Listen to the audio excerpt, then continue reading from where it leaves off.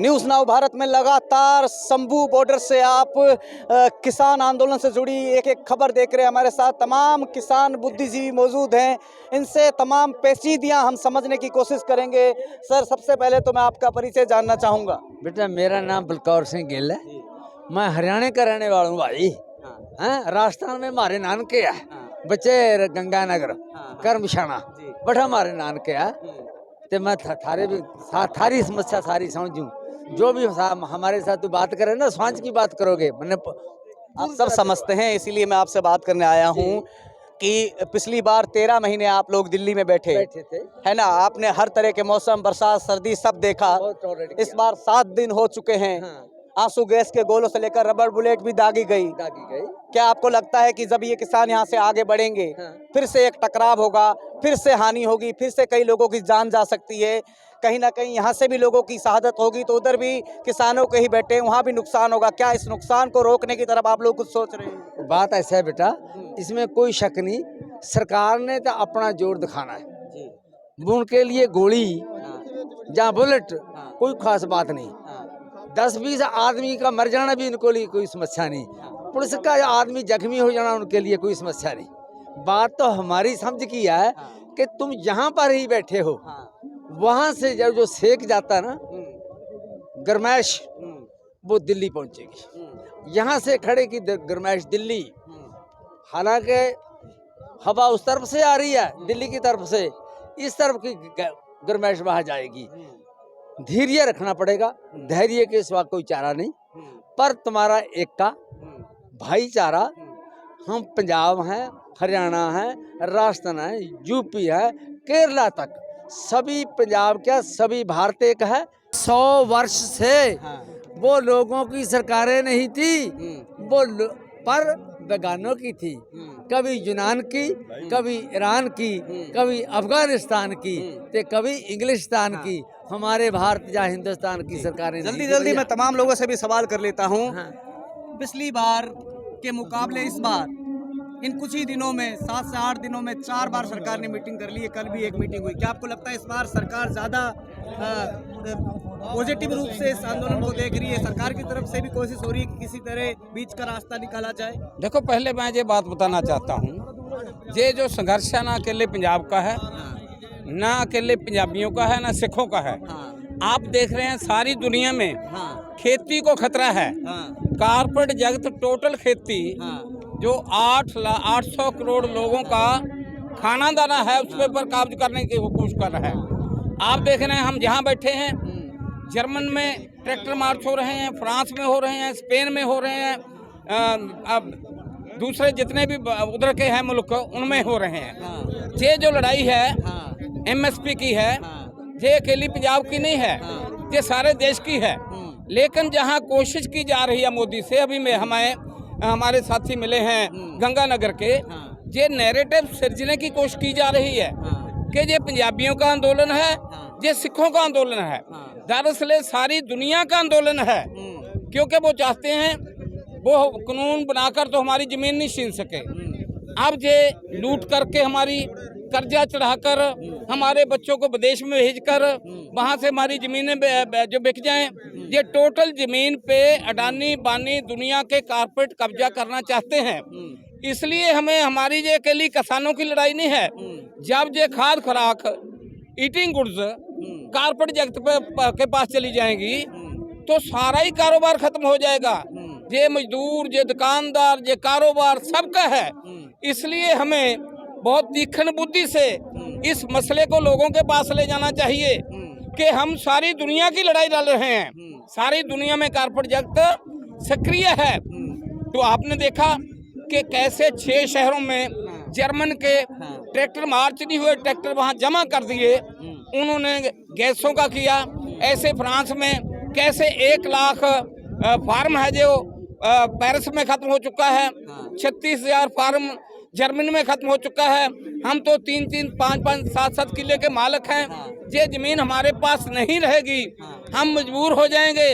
जब हमें घाटा पड़ रहा है, हमारे बच्चे वहाँ जहाँ से प्लान कर रहे हैं, हम बोलेंगे ये जमीन हमारी ले लो, ये तो हमें खा रही हैं, यही वो चाहते हैं। इसलिए ये संदेश टोटल देश के लोगों को, टोटल दुनिया के लोगों को और पंजाबियों के पास ले जाना चाहिए कि यार ये हमारी सिखों की या पंजाबियों की लड़ाई नहीं, हम दुनिया के जिनके पेट लगा हुआ है उनकी लड़ाई लड़ रहे हैं।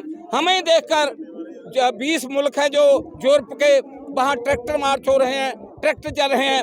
लाजमी तौर पर हम समझेंगे ये आंदोलन जो संगठन अलग अलग लड़ रहे हैं ये एक जगह हो गए, ये किसानों के संगठन ही नहीं, मजदूरों के, मुलाजमों के, छोटे कारोबारों के, उन लोगों को अपील करनी पड़ेगी कि मोदी जी ना मर जाए, आगे इलेक्शन आ रही है, वो कहेंगे हमें सिखों से खतरा है, ये खालिस्तान का आंदोलन है, इसको हमें दूर करना पड़ेगा। हम लगे हुए हैं पंजाब में, यही नहीं पंजाब में जगह जगह हम आए हैं, टोल प्लाजे बंद हैं, बीजेपी के नेताओं के घर घेरे हुए हैं, वो भी हमारे किसान हैं, ये भी हमारे किसान हैं, हमारा किसान मजदूर ये सब इकट्ठे होकर इसके आंदोलन, इसका काम। और हम जो चाहते हैं उनको कोई फर्क नहीं पड़ता 10-20 पुलिस वालों की जान चली जाए, 10-20 हमारे लोगों की जान चली जाए। पहले हुआ था पलवाना जैसे कश्मीर है, वो इसी को बरत कर के देश को खतरा पंजाबियों से, सिखों से है, ये नैरेटिव सिर्जना चाहते हैं। खतरा इन लोगों से है, मोदी अडानी बानी से। आप ऐसी बात क्यों कर रहे हैं? क्यों 10-10 जवानों की या किसानों की जान चली जाए? इस देश के एक एक इंसान की जान बहुत कीमती है, क्यों ऐसी नौबत आए, क्यों ऐसी परिस्थिति हम नहीं आने देंगे, का रास्ता नहीं निकल सकता? हम तो बातचीत कर रहे हैं, उनकी बात कर रहे हैं ना, मैं तो उनकी बात करता हूँ, हम नहीं कहते। वो हालात पैदा कर सकते हैं, हमारा तो वो भी हमारे हैं, वो जवान हैं जो हमारे किसानों मजदूरों के बेटे हैं, ये भी हमारे हैं, चाहे हरियाणा के हैं चाहे पंजाब के हैं। हम चाहते हैं कि ऐसे हालात बिल्कुल पैदा ना हो, हम शांतमयी ढंग से इस आंदोलन को आगे बढ़ाएं, टोटल किसान इकट्ठा हो, इनके पीछे अडानी बानी बड़े बड़े कारपोरेट जगत के अलावा टोटल लोग ये खड़ जाएं, उनको समझ हो जाए कि ये हमारी पेट की लड़ाई लड़ रहे हैं। अगर ये ईटिंग गुड्स, खाने वाले पदार्थ अडानी बानी या दूसरे कारपोरेट के पास चले जाएंगे, वो पैक्ट में देंगे हमें टमाटर 200 रुपए किलो, 300 रुपए किलो, जैसे किन्नू 3, 4, 5, 7 रुपए बिक रहा है। अगर ये अडानी बानी के पास जाएगा वे 200 किलो से खत्म नहीं होगा। ये हमें उजाड़ कर जो काले कानून बनाए थे वो हमने फेल कर दिए, हमें उजाड़ कर ये जहां ऐसा माहौल सृजना चाहते हैं कि इसके ऊपर कंट्रोल कारपोरेट जगत का हो, ये हम नहीं होने देंगे। हम स्वदेशा लेके जाएंगे, हमारी जो वहाँ उधर फोर्सेस खड़ी हैं उनसे कोई दुश्मनी नहीं है, हमारे घरों के जो बच्चे हैं इसमें भर्ती हैं, ये माहौल हम नहीं बरतने देंगे, वो चाहेंगे हम नहीं होने देंगे। जी और लोगों से भी बात कर लेते हैं। सर मैं आपसे जानना चाहूँगा कि चौथी मीटिंग भी कल हुई और सरकार की तरफ से एक ऑफर भी दिया गया है कि जो पंजाब के किसान फसलें उगा रहे हैं उन्हें ना उगाकर 4-5 नई फसलें जिसमें कपास, उड़द दाल, मक्का, चना दाल, इन तरह उड़द दाल और मसूर दाल, इन फसलों को उगाने की बात की गई। और सरकार का ये भी कहा गया है कि कहीं ना कहीं धान और गेहूं के लगातार उगने के कारण जो जल का स्तर है वो भी पंजाब में कम होता जा रहा है, तो इन फसलों को उगाएंगे तो जल का स्तर भी सही होगा और कहीं ना कहीं इस पर MSP की गारंटी देने की भी बात की गई है। तो ये एक ऑफर किसानों को दिया गया है, क्या आपको लगता है कि बात बनती नजर आ रही है, ये ऑफर सही होगा किसानों के लिए? देखो ये सारी चीजें यहाँ रही हैं, कोई नई बात नहीं है। एक हालात ऐसे बना दिए गए हैं कि इन फसलों से दूर किया गया है। अभी अभी राजस्थान के किसानों के साथ हमारी बातचीत हुई है, वहाँ पर वो तो बाजरा भी उगा रहे हैं, दालें भी उगा रहे हैं, जीरा, सौंफ, हर चीज उगा रहे हैं, उनको तो कोई MSP नहीं दे रही। ये हाथी के दिखाने वाले दांत हैं, खाने वाले नहीं है। ये इनका जो नैरेटिव इलेक्शन के टाइम का पहले बात बता रहे थे, सबसे ज्यादा खतरनाक बात है कि इलेक्शन सिर पे खड़ा है। मैं इस पे क्वेश्चन तो नहीं करता, लेकिन ये आंदोलन आज से 6 महीने पहले होता था और ज्यादा बढ़िया होता। अगर हो गया है तो इसको पीछे नहीं हटना चाहिए। सरकार कोई भी आए, आज तक इस नॉर्थ में जितनी स्टेट्स हैं, ये पहले बहुत बड़ा देश पंजाब हुआ करता था। लॉलीपॉप की तरह देख रहे हैं आप इसे, ये जो ऑफर दिया गया है इलेक्शन को लेकर? अगेन सरकार ने एक तरह से इलेक्शन के चलते ये एक लॉलीपॉप देने की कोशिश करी किसानों को कि किसी तरह किसान इसमें पीछे हट जाएं, पिघल जाएं और बाद में जब जीत जाएंगे उसके बाद तो टाल दिया जाए। नहीं, ये इंडिया वालों को बताने के लिए कहा गया है कि ये पंजाबी हैं, ये सिख हैं, हमने इनके कानून मान लिए थे, फिर भी मानने को तैयार नहीं है। ये सारे वर्ल्ड में ये, और खास तौर पे इलेक्शन के टाइम में इस कंट्री में ये नैरेटिव देना चाहते हैं, क्योंकि यहाँ तो 13 सीटें हैं पंजाब में, ठीक है, इनको तो कोई फर्क नहीं पड़ता, 543 सीटें हैं। इनको ये दुश्मन साबित कर रहे हैं कि हम देखो जैसे मोहम्मदन को यूपी में जो हालात बने हुए हैं, इन्हें ये लोग खुश ही नहीं हो सकते। ये सिख हैं, इनका आंदोलन हमने मान लिया था, आज फिर ये बैठे हैं। तो ये इलेक्शन का टाइम है, मैं बार बार अपनी बात करना चाहूँगा दोहरा के कि इलेक्शन का टाइम है। अगर इसमें हिंसा होती है, आपने क्वेश्चन उनसे किया था कि आपने कह दिया ये नैरेटिव हमारा नहीं है, ये उनका है, उनके लिए कुछ नहीं है 10 20 100 मरना। हमारा तो एक जानवर भी मर जाए तो हम पंजाबी हैं, हमारी जान निकल जाती है। तो इसलिए ऐसी कोई बात नहीं है, एक आदमी का भी नुकसान यहाँ नहीं होना चाहिए। हम सबसे ज़्यादा अपील करते हैं, जिस दिन ये वायलेंट हुआ, जिस दिन यहाँ हिंसा हुई, वो इनके शरारती लोग इधर भी आ जाएंगे, अलग अलग यूनिफॉर्म डाल के आ जाएंगे, अलग अलग झंडे लेके आ जाएंगे, वो लोग शरारत पैदा करेंगे, इधर से गोलियां आएंगी, दोनों तरफ से जब कुछ होगा तो फिर ये बताएंगे देखो ये पंजाब वाले, ये सिख जो है, ये पंजाब हमारा जो है हिंदुस्तान के दुश्मन है, और उसके लिए वोट बैंक उनको वो करेगा आने वाले समय में हेल्प। जो 400 सीटों एक बात बार बार की जा रही है, तमाम बुद्धिजीवी टीवी चैनलों पर बैठकर ये बात कर रहे हैं, और बीजेपी आईटी सेल भी इस बात को काफ़ी फैलाने की कोशिश कर रही है कि अगर किसानों को एमएसपी दे दी जाती है तमाम फसलों पर, तो कहते हैं कि इससे अर्थव्यवस्था पर काफ़ी बड़ा नुकसान पड़ेगा, देश में महंगाई बढ़ जाएगी और एक बर्डन पड़ेगा सरकार के ऊपर बहुत ज़्यादा। इसको आप कैसे देखते हैं, इस पर क्या रुख है? मैं बताता हूँ विजय बालिया, और देखो आप कंपेयर भी नहीं कर सकते कि इस स्टेट की 10 साल की इकोनॉमी से भी ज़्यादा के लोन वेव ऑफ किए हैं। क्या बात हुई फिर? ये दुश्मन है? जो कॉर्पोरेट है उसके लिए सब कुछ क्लियर है, जो मर्जी माफ कर दो। इनको अगर एमएसपी दोगे तो ये कंट्री है वो खाली हो जाएगा। ये शर्म नहीं चाहिए जिनकी इनकी सोच है। ये अन्नदाता है, इनकी वजह से सब कुछ चलता है। जो जमीन है, जमीन से सब कुछ पैदा होता है, ये जमीन के मालिक हैं, इनको नौकर बना दिया गया है। तो ये सब जो है, ये इससे ज्यादा बड़ा धोखे वाली कोई बात नहीं है कि अगर ये कहा जाए कि एमएसपी देने से सरकार का नुकसान है। सरकार किसकी है? ये डेमोक्रेसी है। डेमोक्रेसी में अगर हम संतुष्ट नहीं है तो ये रिजाइन करें। ये बंदूकें राइफलें लेके आए हमारे साथ लड़ने के लिए, ये डिक्टेटरशिप है? तो डेमोक्रेसी का मतलब यही है ना, लोगों की आवाज।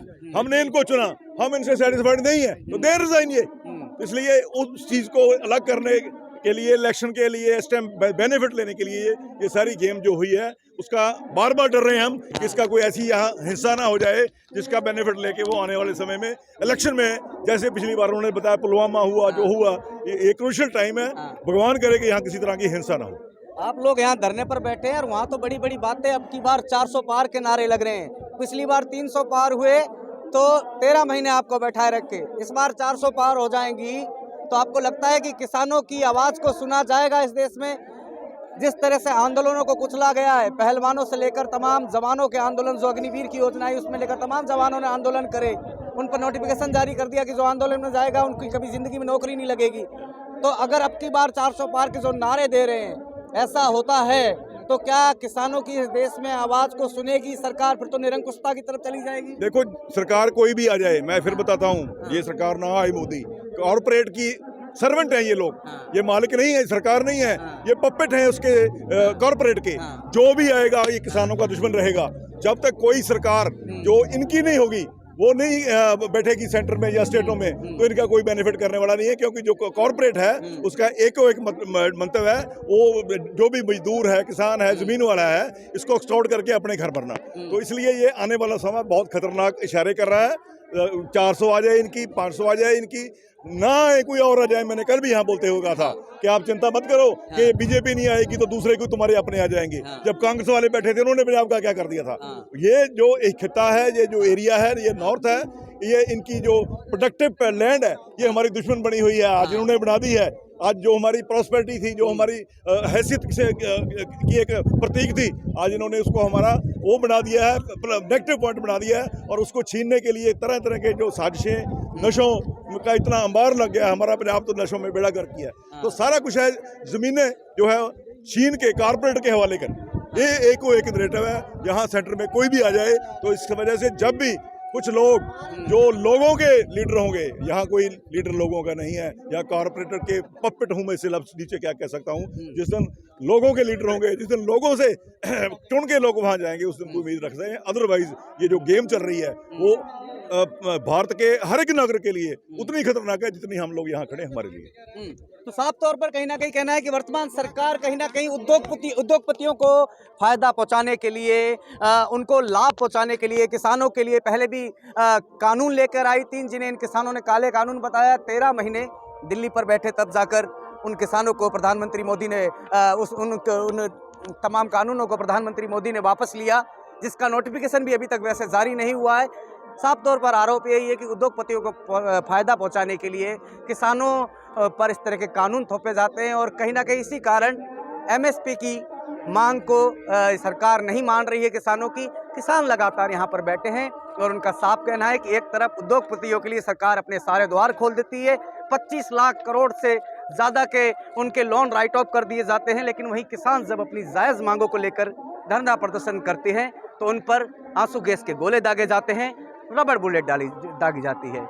लगातार हम शंभू बॉर्डर से आपको तमाम खबरें दिखा रहे हैं, किसानों से जुड़ी हर एक खबर को हम आप दिखाते रहेंगे। मेरे पीछे ये एक बॉर्डर है जहां पर एक बॉर्डर बना दिया गया है, ऐसा लगता है जैसे ये दो देशों के बीच की सीमा हो, लेकिन ये पंजाब हरियाणा का शंभू बॉर्डर है जहां पर तमाम जवान तमाम आधुनिक मशीनों, गन, वाटर कैनन और तमाम तरह के रबड़ बुलेट्स को लेकर बैठे हैं। दूसरी तरफ ये तमाम किसान हैं, तमाम यहाँ पर नौजवान हैं जो कहीं ना कहीं जोश में भी हैं, जुनून में भी और गुस्से में भी हैं कि इनको ऊपर जिस तरह का बर्ताव सरकार कर रही है अपने ही देश के नागरिकों के ऊपर, देश के किसानों के ऊपर। ये देखिए, ये दिखा रहे हैं, ये आंसू गैस के गोले जिस तरह से यहाँ पर दागे गए और इसके बाद एक किसान, बुजुर्ग किसान की मृत्यु भी हो गई। ये क्या दिखा रहे हैं आप? ये देखिए, ये रबर बुलेट्स हैं। ये जब लगता है तो काफी गहरे तक इसके घाव होते हैं। हम कहीं पाकिस्तान या चाइना से थोड़ा आए हैं, हाँ है तो इसी देश के है ना। हाँ।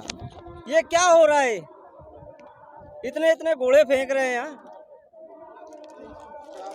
कर तो हम भी सकते हैं सब कुछ, लेकिन हम कानून के दायरे में रह के करते हैं,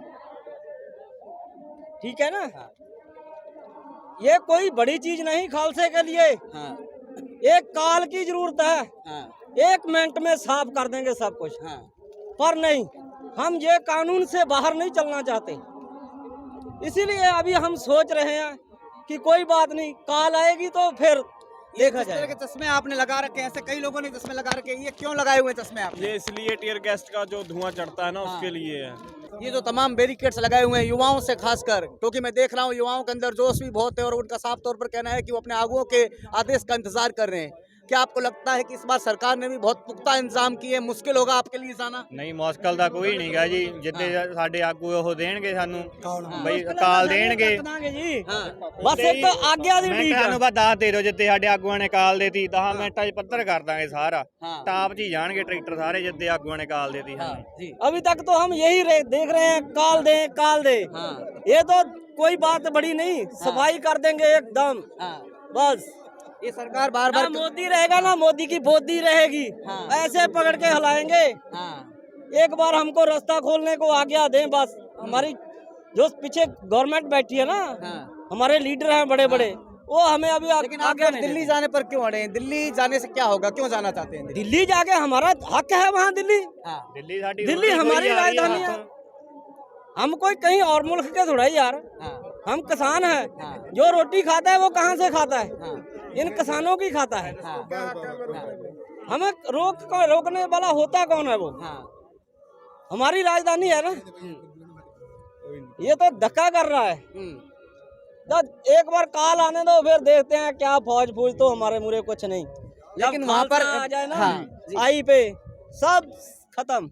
तमाम ट्रैक्टरों की लाइन लगी है, यहाँ पर तो पैदल चलना भी मुश्किल है, आगे इस तरह के बैरिकेड और किले। ये ट्रैक्टर लेकर जाना संभव हो पाएगा इस बार आपके लिए? और कहाँ तक जाएंगे? क्योंकि सिर्फ ये बैरिकेड नहीं है, इसके आगे भी खुली जेल तक स्टेडियमों को कन्वर्ट कर दिया है हरियाणा पुलिस ने, हरियाणा सरकार ने।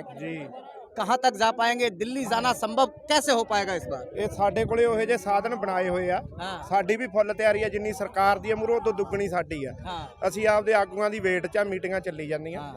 ਜਦੋਂ ਉਹ ਸਾਨੂੰ ਕਹਿਣਗੇ ਸਾਡੇ ਕੋਲੇ ਉਨੇ ਹੀ ਸਾਧਨ ਬਣੇ ਹੋਏ ਆ, ਪੱਟਣ ਲਈ ਸਾਰਾ ਕੁਝ, ਕਰੇਨਾ ਵਗੈਰਾ ਸਭ ਕੁਝ ਹੈਗਾ ਕਿਸਾਨਾਂ ਕੋਲੇ। ਬਸ ਅਸੀਂ ਤਾਂ ਸ਼ਾਂਤਮਈ ਲੰਘੇ ਜਾਂਦੇ ਸੀ, ਲੰਘ ਜਾਣ ਦਿੰਦੇ, ਸਾਨੂੰ ਇੰਨਾ ਰੌਲਾ ਪੈਣਾ ਹੀ ਨਹੀਂ ਸੀ।